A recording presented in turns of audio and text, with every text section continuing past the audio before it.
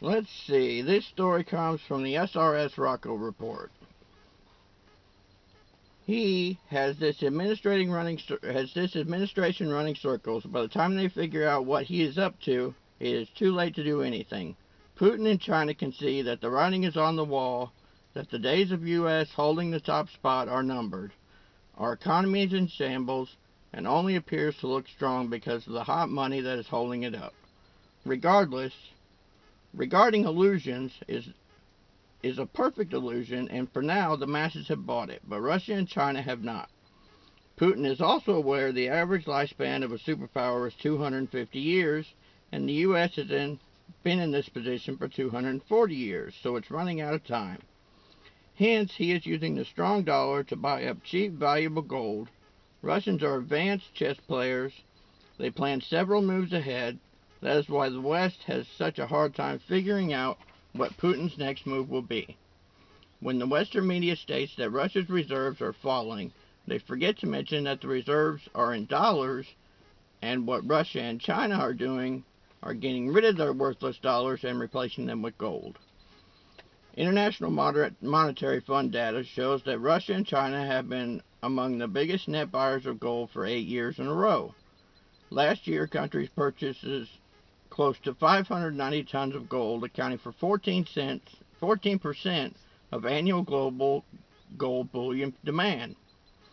Smart nations like Russia and China are using these low prices to load up on gold and divest from the dollar.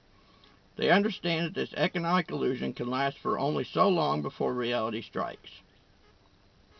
The chart below illustrates how Russia's reserve of gold have soared over the years. Putin is planning for a day when the U.S. is not the dominant power anymore. When the dollar is finally dethroned, the end will not be pretty.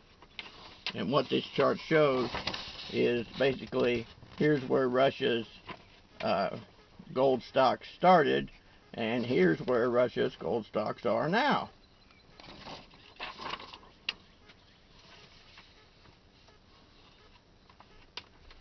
The number of bilateral deals bypassing the dollar continues to soar. The opening of the AIB, Asian Infrastructure Bank, and with the yuan being accepted onto the World Reserve Currency Club, the path for the dollar is definitely downhill.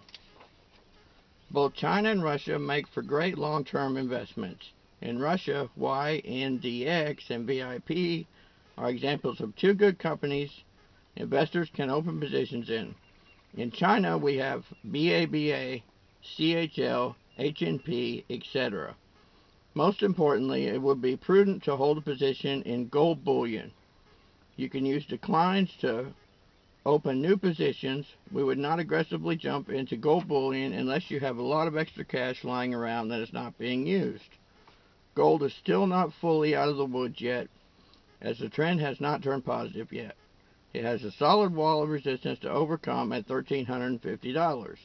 The monthly close above $1,200 is a move in the right direction. A multipolar world is emerging. The U.S. can either embrace this new trend or be crushed by it.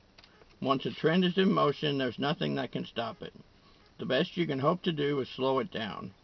Sadly, that is the current path the U.S. has opted for. Perhaps the next administration will be wiser. Keep stacking, guys, and take care.